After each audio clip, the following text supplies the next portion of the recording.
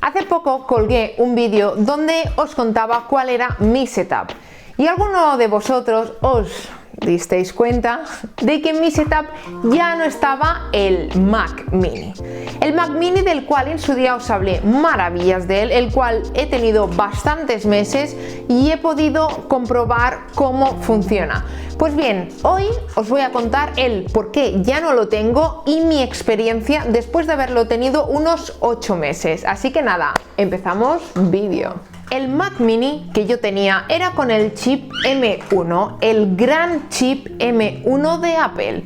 Es un chip que sin duda le puedes exigir muchísimo y es un chip del cual sigo realmente encantada. A cualquiera que me pregunte le recomendaría ese chip.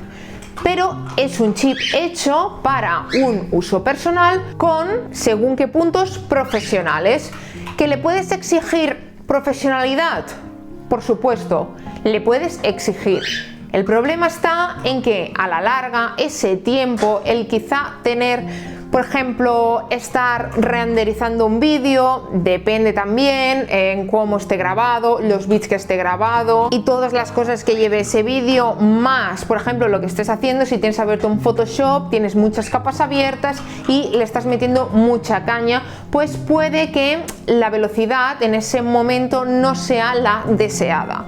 Pero como yo siempre digo, todo depende del uso que le quieras dar. Creo que es un gran chip con el cual se puede hacer un uso profesional, pero claro, dentro de un uso profesional tendríamos como, digamos que unas 3 escalas, ¿no? Igual que el uso personal. No es lo mismo una persona que dice, sí, yo uso un ordenador para uso personal, que puede ser desde hacer algún vídeo de la familia con las fotos, hasta simplemente abrir 4 archivos Word, mirar un poco 4 páginas web y poco más. Entonces, siempre digo que claro, todo depende del uso profesional que le quieras dar, porque siempre hay diferentes escalones, ¿no?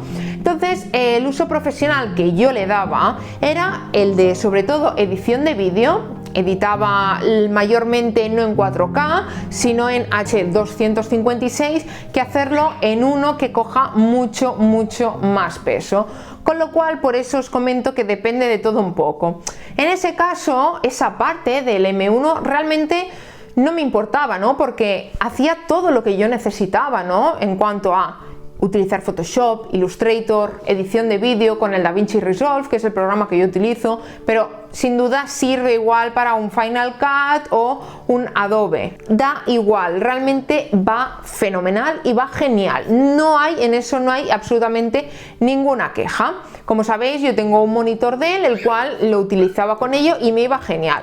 Otro de los puntos que era fuerte y que era bueno para mi gusto era el tema de que por detrás tú le podías poner USB-A, USB-C, no tenía lector de tarjetas, pero eso lo solucioné muy rápido con un adaptador, por ejemplo, y la verdad que en eso tampoco tenía absolutamente ninguna queja. Pero ¿cuándo vino un poco el problema?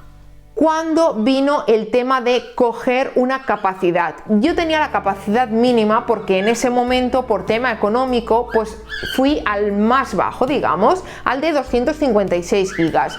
¿Qué pasa? Que sí, en un disco duro extraíble le puedes poner muchas cosas, pero al final le vas a poner muchos programas, quizás esos 256 gigas y más, cuando estoy hablando que no son programas que pesan poco, sino que tienen un tamaño considerable, quizás se te puede quedar un poco corto.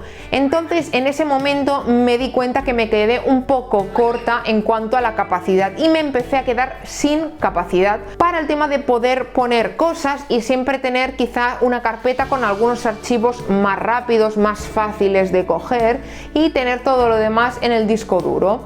Entonces ahí sí que me di cuenta que yo, fallo mío, en su día pequé a la hora de coger el más básico. En cuanto a la RAM, la verdad que tampoco, nunca tuve problemas, siempre tuve muchas ventanas abiertas. Soy una persona que siempre tiene una ventana de internet abierta, tiene la edición de vídeo, tiene aquí la carpeta de no sé qué, la carpeta de archivos, el no sé cuántos. Yo siempre tengo muchas cosas, la verdad, y en ese sentido la verdad que tampoco tuve ninguna queja con esos 8 gigas de RAM. En cuanto a los ventiladores, por ejemplo, nada, realmente es increíble. Es un ordenador que no se escucha, es un ordenador que no se calienta, o sea, sea, es absolutamente increíble. La verdad es que lo recomiendo, es que es un ordenador que lo recomiendo. Entonces me estaréis diciendo, vale, entonces, ¿por qué Mayalen lo has vendido? Pues muy bien, por básicamente algo sencillo, y es pensando un poquito en el futuro. Esto de YouTube para mí está siendo algo que va avanzando y está siendo un proyecto que es un proyecto al cual estoy dedicando mucho tiempo y un futuro, ¿no? Al final tengo un gran pensamiento con todo este proyecto que involucra el tema de YouTube. ¿Qué pasa? Que en ese momento tuve una oportunidad que fue que me salía por muy buen precio el nuevo chip M1 Pro, siendo un portátil, y me diréis, ya, pero una cosa es un ordenador de sobremesa y la otra es un portátil. Pues bien, hoy en día, después de un tiempo, las situaciones en las personas cambian, y en este momento lo que mejor me va es un portátil por diferentes temas. Uno de ellos, por ejemplo, el poder doblar de pantalla, y de esta forma yo ya tengo una pantalla y utilizo la otra pantalla del ordenador. Otra de las cosas es, por ejemplo, llegar a las 10 de la noche de trabajar, sacar mis perros, hacerme algo de cenar, y cuando sean las 11 y pico y esté aún editando vídeo aquí en la mesa, en mi silla incómoda, diga, mira, me cojo el ordenador, me voy a la cama y sigo editando vídeo, o me pongo a escribir las próximas ideas que tenga, o lo que sea. En cuanto a comodidad es mucho más fácil. O si un día quiero desconectar y me quiero ir a un sitio con el ordenador, a una cafetería, y con tranquilidad hacer allí las cosas y salir un poco de la rutina de estar todo el día aquí en el estudio, ¿no? Digamos, eso fue otro de los aspectos importantes. Y como en ese momento, como un tema económico, tuve una gran oportunidad para cogerme ese chip M1 con una pantalla de 14 pulgadas, que creo que es lo que mejor se adaptaba a mí, porque parece que no, pero del 13 a 14 pulgadas cambia bastante, sobre todo también porque hay un marco bastante grande que siguen teniendo los MacBook Air actualmente.